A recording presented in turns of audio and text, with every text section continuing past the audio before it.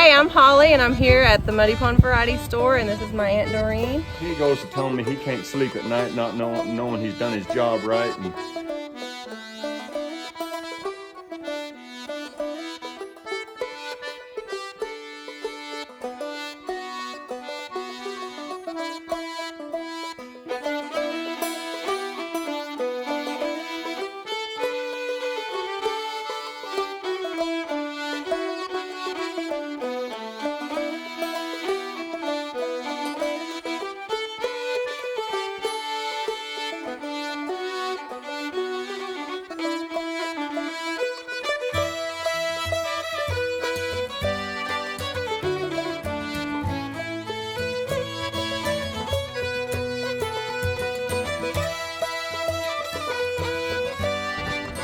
Hello. How y'all doing? Good. How are you doing? Good. We got some people from Wisconsin that came out. Wisconsin. You from the channel? Yeah. I'm Holly. Hi, nice Holly. To meet you. Jim James. Nice to meet you. Very nice to meet you. Hey, how are you? So the flowers are beautiful. When we were here last time, we didn't have no flowers. Yeah, it was winter, and it was. Yeah, they've really done good. We found that old piece up there when we did our wood splitting. It's called a double tree. It goes on a piece of farm equipment. And then we found the hooks laying around here, so we hung some flower baskets on them. That really looks cute? good. It's perfectly balanced. So Yeah. this is where Holly's grandparents lived. Okay. And they still keep the farm going and the store going, and they still have meetings on Sunday here a lot of times with the family and get together. Do you care if they step in the house and look? Yeah, absolutely. Come on in and look at the Are y'all house. here yard selling? Yeah, and we just turned this into kind of a road trip, Yeah. my wife and I. And we wanted to come out and meet John, and this has really been probably one of the best vacations I've ever been on. Good. I keep telling him, I keep telling him, I've seen this, you know. Yep. I've seen this on video, and then when I get to meet some of the people that are in John's videos, it's like, you know, you're a television star to me because, you know, we're watching it on television. I watched you make cracklins and do a bunch of processing. I said, where is that basement? Well, it's a mess right now, but we can go down there. Oh, This I'd is love where to I see made it. the bread, and we made bread. Well, they did this morning. Okay. Carmen did. Carmen's our worker throughout the week. She's here actually today too. Hi, Carmen. So yeah, they use the wood-fired stove Yeah. to still cook with. And We that's don't it. usually use it in the summertime. Doreen does sometimes, It probably but gets. it's so hot. It's so hot. Yeah. I don't think they used it today. Yeah, it's a beautiful stove. It is. I actually have one like it in my house. Mine's black. Wood-fired in your house, The really? same exact stove, but we got the deluxe, so it's a little bit bigger. The firebox is a little bit bigger. The same stove. Well, how about that? I didn't know that. Yeah. I didn't realize you had a wood-fired stove. I Because you didn't. got a newer house, don't you? Well, not newer. It's a cabin. It was built in like '99, I think. Yeah. My mom owned it, so we bought it from her 2 years ago.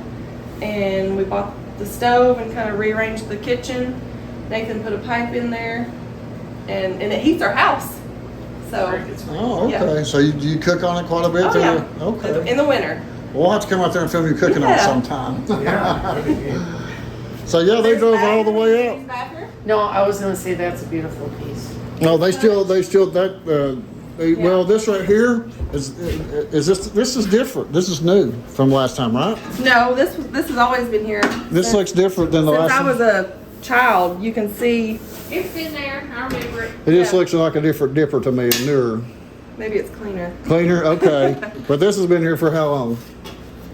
since I was born. I mean, Since you, as a kid, you remember it? my dad and his siblings drank out of it. We, you know the old timers. We all drank out of the same. yeah. We didn't have cups. No, We all drank out of that. You No, won't has see that that. been there so long that that's actually the Yes. wear spot? for Yes, it's been there it? That's since I fast. was little. Probably my parents and their siblings.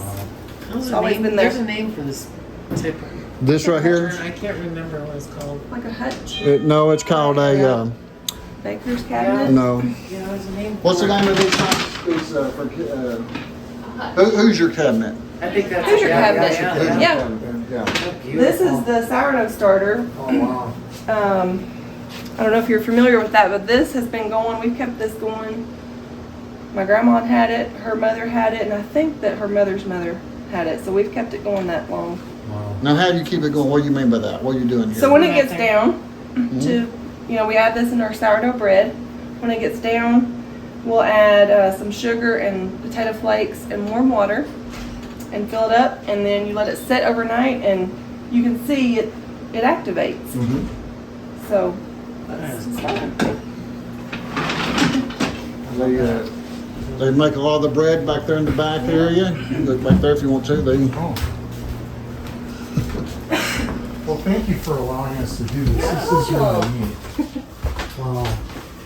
Yeah, this is our bread room. Wow. There's no light back here. This is our fire bin. There's no light back here.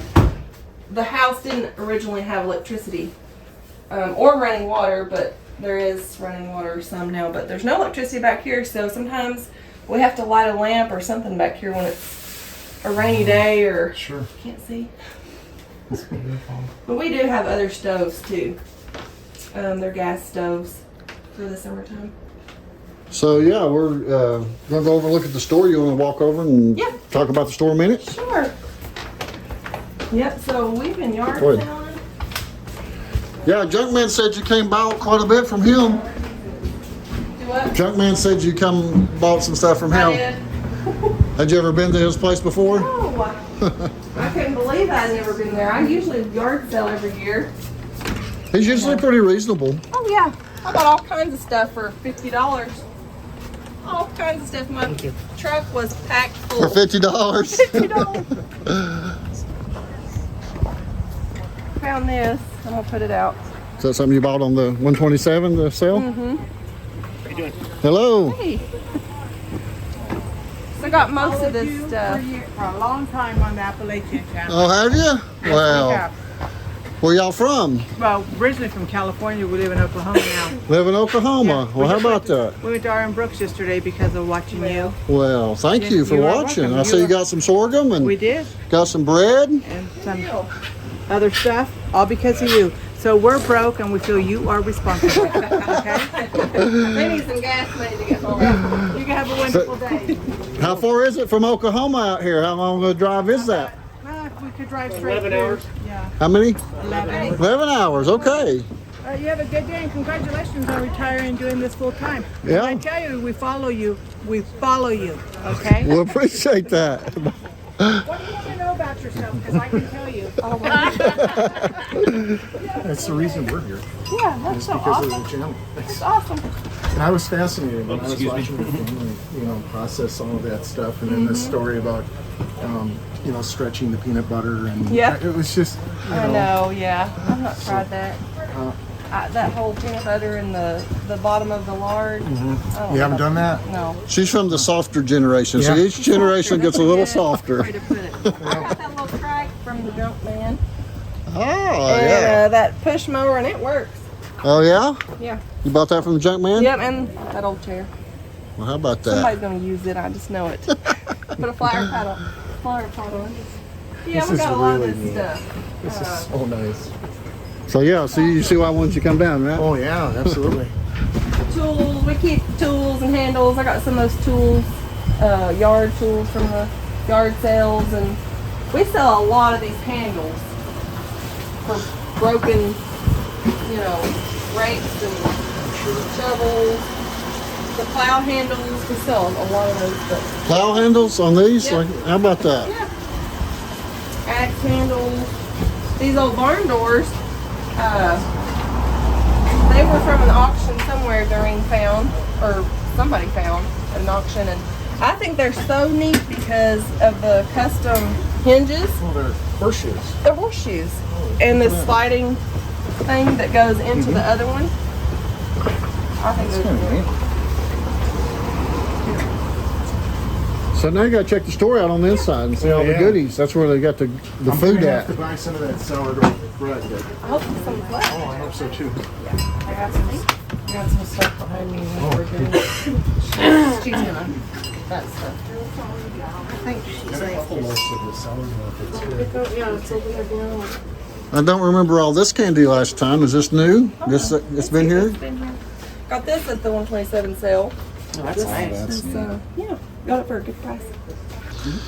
So these are new, I guess you're buying some of this. These are new, yes. And these are new, but now some of them got these at the 127 sale. Some are old though. They sell pretty good for you? We sell a lot of lamps. I don't think I've ever been down this aisle. Since the times I've been here, I think I've missed this aisle. Well, sell a lot of these chimneys because, you know, they break and people, we sell a lot of these. And we can get just about any lamp part for any kind of oil lamp or kerosene lamp. So, yeah, we've been in the store a few times and filmed, but we've not really went through like this. So you got some cast iron. We got the Lodge, which is made in South Pittsburgh, Tennessee. Yeah, not far from here. Right. We sell a lot of that. We've got a good stock right now. Most of this comes from the art sales and auctions or wherever, you know. These are pretty neat. These old Amish coloring books. And the pictures are of Amish homestead. How about that? Amish homes, yeah. Pretty neat. Doreen sells a lot of her bags. They sell really good. And the enamelware. We have one of the largest selections for probably 100 miles. You just can't really find it. So we sell a lot of those too. So this is your sorghum section, I guess, is where the sorghum's at. Sorghum and the local honey. This is Dad's honey and barbecue sauce. Okay. And then you got spices. I have been down this aisle. I filmed one time when you were doing the hog butchering. That Yeah. you kind of got a lot of the spices from here. So you. We sell a lot, especially now that it's canning season.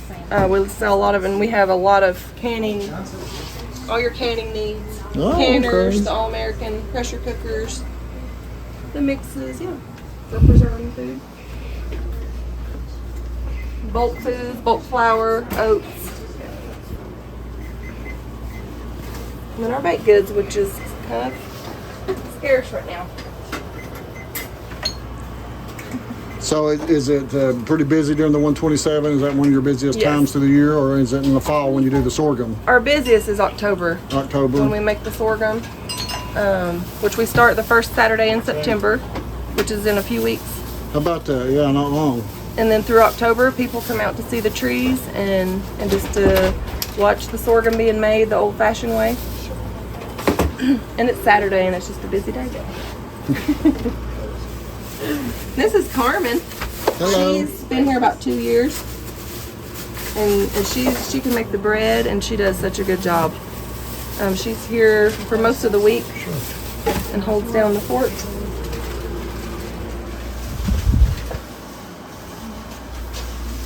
Our local honey. We've got bee pollen. This is good. It's super healthy to put in cereal or Bee pollen. I've not seen that. super healthy for allergies. What is it? How do they process how they get bee pollen? I don't know. You don't know? I don't know. You just know that it comes in and there it is. Right. So This is Tennessee honey. It's actually from more eastern Tennessee. It's a larger bee farm, so we get great big quantities of that. And this is my dad, Mark's. This is his honey, which is just right up the road. So, and then his barbecue sauce, which is super good. But we've got sourwood and wildflower honey. A lot of people don't know the difference, but wildflower honey is from where the bees eat everything. All the different tree blooms, the flowers, and then the sourwood is from when, in the spring, the sourwood tree, which is only native to around the Appalachian Mountains, which is here too, and they extract the honey from around the time that the bees are pollinating those. So the honey has a different taste depending on what time of the year they harvest it. A little bit.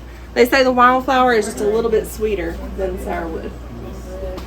Okay, I'm always learning something. Yeah. I would say that wildflower is probably better if you have allergy problems just because it's from all the different ones. What do you think? I think it's wonderful. I really do. We've got Watkins Products, the different liniments. Yeah, this is so neat. On the other side of the wall, I know when they were preparing, they were making sausage, and they came up with a spice list.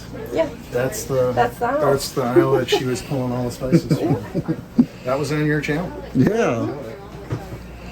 It's neat when people travel and they watched it. And yeah. And then you can relate to it. Yeah. Like I keep telling them, it's like seeing a celebrity. You know? Is your dad here? No, I think he's at home. You should just stop in. Just stop by and say hi. I think he stays away from the store. He's always on the farm working, doing He something. is, yeah. He's usually farming. He's He's going to be cultivating with mules next week. Okay. Really? What day? I don't know. We'll have to I'm get having after surgery on Wednesday on my foot. It's bothering me. I got plantar fasciitis, so I'm going to get them to go in and do that. So I'll come though as soon as I Yeah. can. We'll figure it out. Maybe We'll it'll be talk. Monday or Tuesday. Okay, we need to figure that out and see. Doreen makes the lye soap. It's homemade lye soap. And we've got the Amish Farm soap, which is, I don't know if you follow Brenda Gant on Facebook. Yes, Yeah, I love Brenda Gant. I love her too. But people watch her videos and they started coming in here. Do you carry the Amish Farm soap? Because she uses it and advertises it. And so I said, we've got to get that. And we sell a whole bunch of that. And I'm gonna get some signs for our camper. I think they're so cute. They're cute. This is in the bathroom and put this over the stove. Make sure you get some snacks now. Get some baked goods. I'm gonna get some bread. Yep. All right, come on out here just a little bit. Let's see what you've got going on here. You want to see our treasures? Yes, you got a box load. Oh, didn't we you? got a box of stuff. I had to get. We had to get 2 loaves of the bread with the starter. Sweet and sour chow chow. Uh-oh, we'll put that over there so we don't mash the pies. Cookies, and I got some relish, I got some jelly. Apple pies. Hopefully I got my future daughter-in-law, hopefully. I got her some jelly too. Although I'm kind of thinking about getting that butter churn. I have made my own butter before. It's not as hard as you think it is. Now this is really, No. this has really been wonderful. Thank you so much. Yes. I do want to see that basement though. I have to see that. We gotta put this in the car. We'll put this in the car. Hey, so this is our worker Carmen, and she's been with us for about 2 years. She's here Monday through Thursday, and she does such a great job. She makes the bread throughout the week and sees a whole lot of people, customers come in because they've watched the Appalachian Channel videos, and they see her and they say, well, we've not seen you before, so here she is. You want to say anything? Hi, How old are you, Carmen? 16. 16? Well, how about that? I started here when I was 14. Well, that's a good story right there. Yeah, she's a good worker. Yep, she holds down the fort. So they'll clean all this up and get it going, and it's there's been a lot of videos already made of this. Other people's been here documenting for years. They've been documenting this family for 40 years. These folks are from There he is. Wisconsin. Wisconsin, yeah. Hey, John. Hey, Mark, got some people here that came all the way from Wisconsin, hoping to meet you. Is that right? Yeah, I can't believe this. Yeah, we were right. watching. We Yeah. were watching you do some processing in the I've basement. got a piece hot here. I got to get off here. Okay. Oh, I just heated it up. What are y'all working on? Well, it's the usual getting the boiler up and going, except that we've ran into a bad situation this year. So we have to have this boiler inspected by the state of Tennessee. And for 20 years we had the same inspector from Nashville that would come out and inspect us. And actually over the years I got to be good friends even with the chief inspector. Visited him several times in his office in Nashville. And anyway, the new guy comes out here and downright a bully. Yeah, he's just downright not a very nice guy.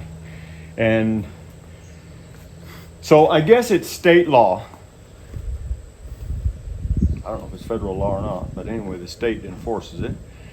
Well, yeah, it is federal law that you have to have a national board number on the boiler. And that board number tells who made it, when it was made, and then it's inspected every year, and all that information is written down, what's been done, and they pull up that board number, all that comes up. So we've had this boiler this year, right now in August, 30 years. We had another old one. We actually got rid of it just less than a year ago. We had it sitting around, but the state condemned it. It was really in bad shape. It was a 1930 Donovan boiler, and it had a lot of rust around the bottom. And so we found a company, Superior Boiler Works in Wichita, Kansas, that built this one for us. So that old one, a boiler company, priced it to us in 1993 for $18,000 to fix it, to replace it. So it is strict federal law. You can't make any alterations. You can make repairs and put it back exactly like it was, but whoever does it has to have what they call an S stamp. It is a stamp that the welder or the repairman has had the education and the classes to know what he's doing to redo it. Anyway, that was going to cost us $18,000 to get it fixed. We found through a friend connection in Wichita, Kansas, and had this one built brand new when it cost us $38,000 in 1993. Now it'd be way over 100.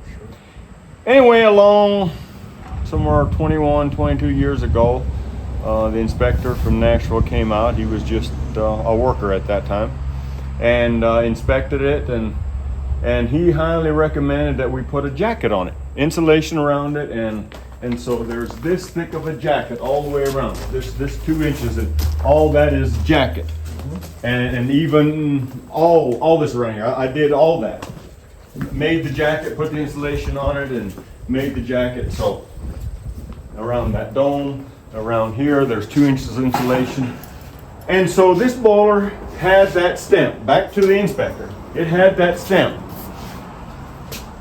printed into it, stenciled into it, where it has that national board number on it, the working pressure, and who made it, and stuff like that.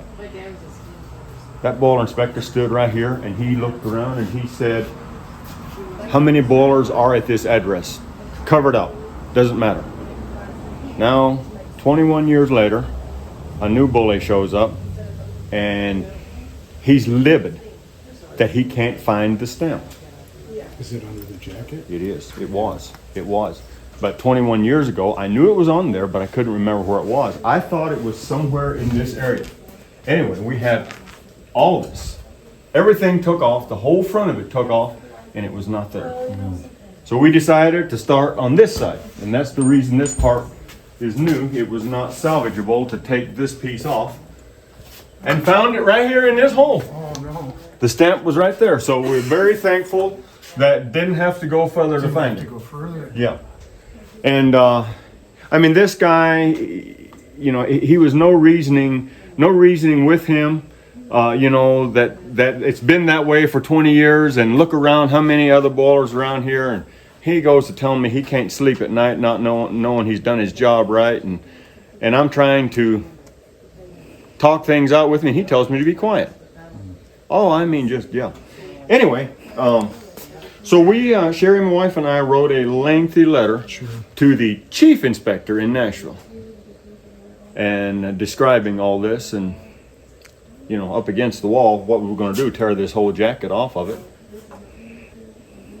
In the meantime, contacted Superior Boiler Works, and they actually knew that the stamp was on it, but they had exactly the paperwork of what the stamp said, but no record of where it was placed.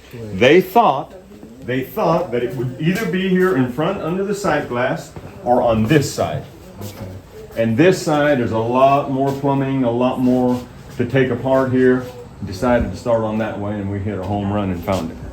But anyway, wrote that letter to the chief boiler inspector, and he called me, and he's a very, very nice guy. Guy's name is Philip, and in that letter, we requested that, we found out that legally you can actually deny an inspector to come and request a different one. We looked into it, and so we asked him to do that, to not have him come out here anymore. And he said he would, but he's so short-handed that he can't, but that he would come with him. So we have an appointment with him now on Tuesday, August the 8th at 9:30. He's going to come. And yeah, he made us change some other things, and the flues were dirty, which, you know, mid-season, I think he came on first part of May, and found all this stuff, and these flues had a lot of soot in it, and of course we always clean them out, and the way we clean them is a boiler flue brush on a pipe, and you just simply put it in there and you push it through, and it just basically, like wire brush, sweeps it up. And so that was the other thing with him. He gave us 30 days to do all that stuff, and I said we're not doing it in 30 days because we don't need this thing till September, because why would we clean everything up and the elements would just get it all dirty again? And no, he wasn't good enough with that. He came back 30 days later, and we hadn't done any of it. He fined us for $350. Yeah, and so the chief took care of that. You know, I just, you know, he's much more of a reasonable man. So anyway, we're trying to get everything ready to have that meeting with him on Tuesday morning. So I noticed the wood. How much wood do you burn during the season? Yeah, A lot more than this, probably. yeah, that's probably enough for just a little bit more than a day. A day. A day, yes. You go through that much wood in a day. Yes. Wow. And so 45 days. Yeah. Now, where's the wood go to? Where's it burning at, Mark? Well, the wood goes in on this end of the boiler. This is a wood-fired boiler. And Brother Jonah brought a bunch of lumber here. This is the firebox on this end. Of course, it's dark in there because there's no fire in there.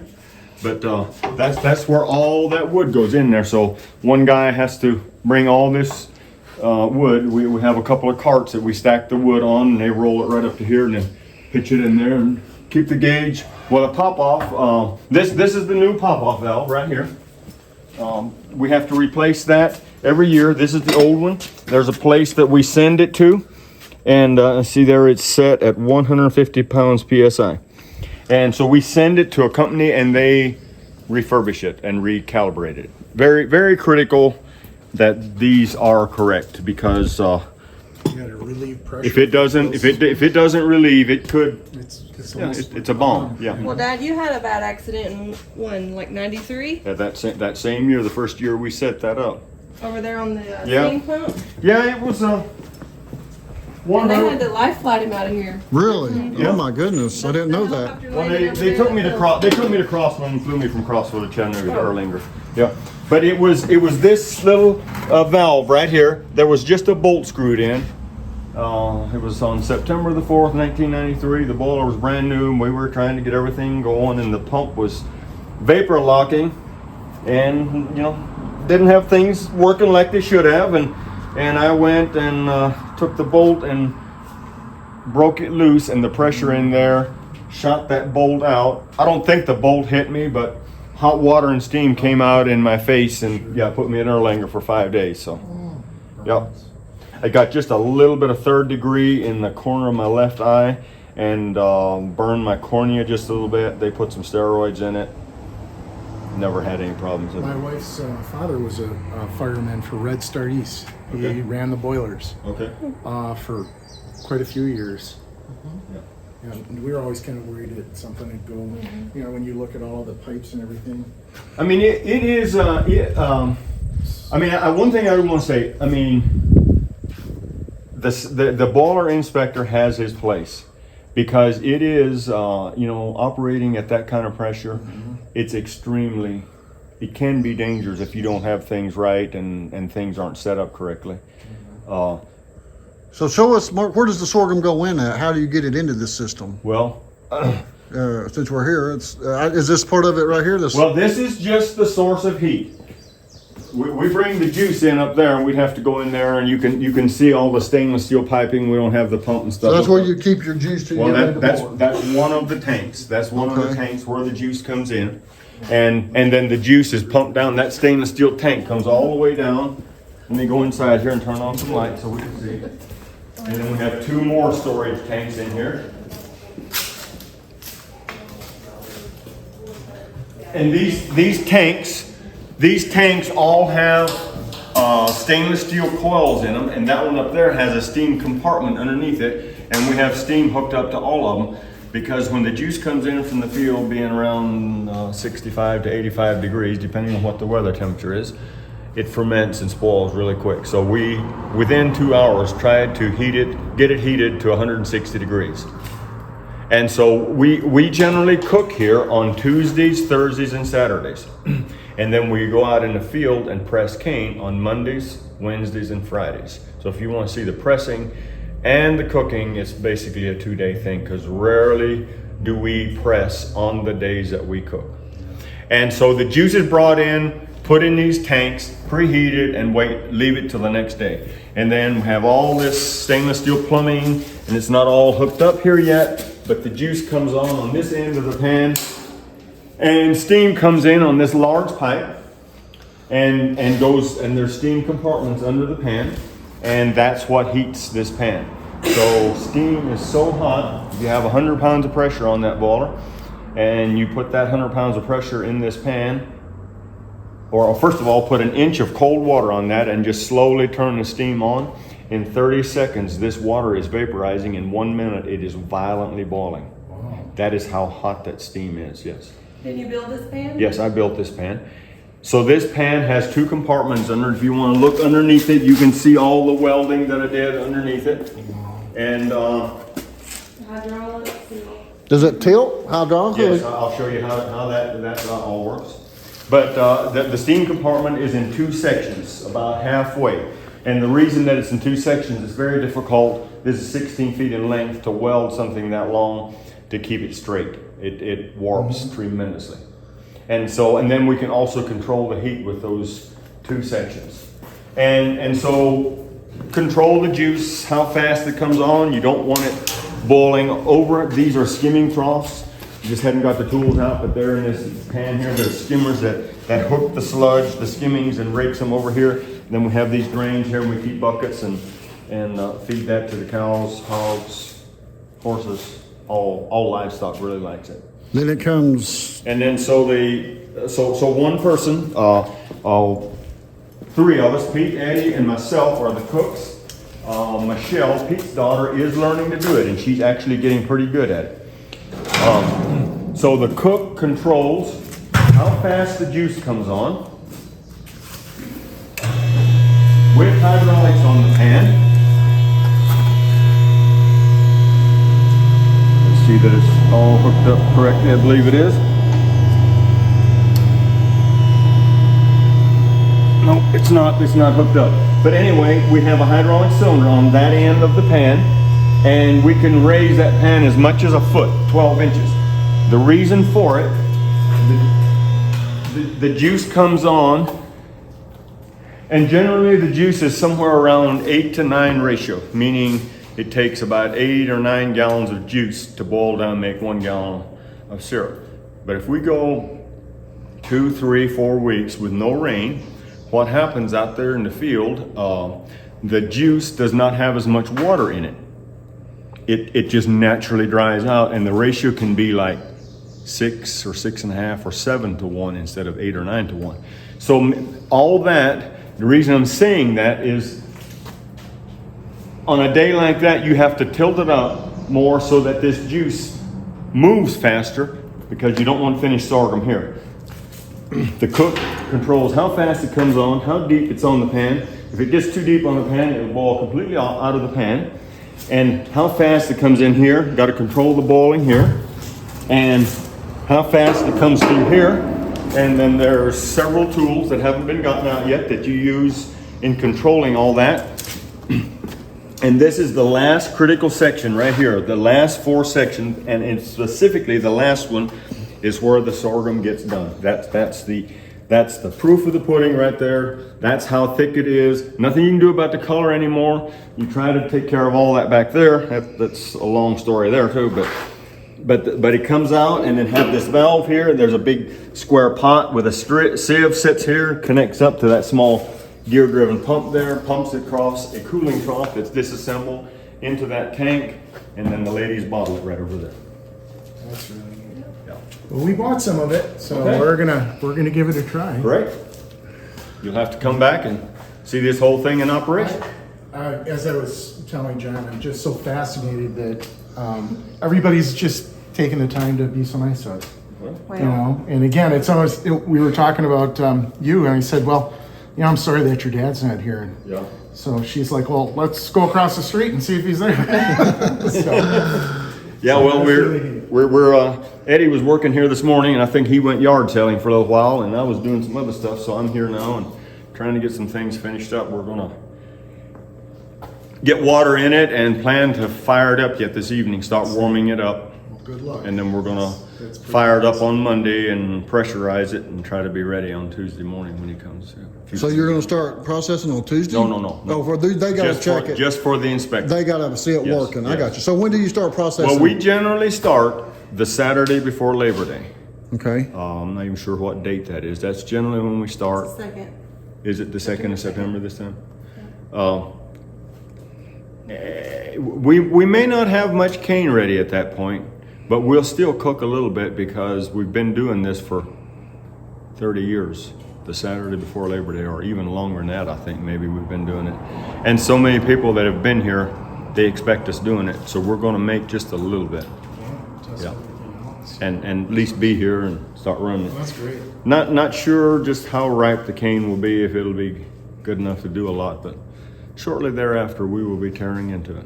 And we'll be back to film all that. Okay. And we'll be back maybe before that too. So we're Okay. trying to get back to film you out there working a little bit in the field. So Okay. we're working on a date to get that done. And Okay, so I do have to tell you, that is fast coming to an end. I know. I'm on the last 8 acres. I have to do it 2 more times. I've already done 21 acres 4 times. So I've already cultivated almost 100 acres.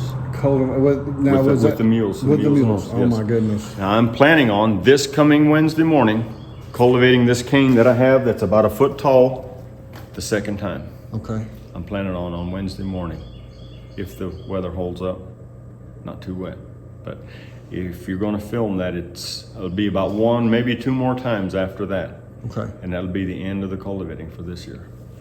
Because the other cane, the first cane, it's 10 feet tall. It's really looking good. So you plant it in different stages. We do. And that is intentional because we start harvesting Labor Day weekend, and we try to make this harvest last through October. Now, another thorn on the rose is cold weather, frost. Last year, the 20th of October ended it all.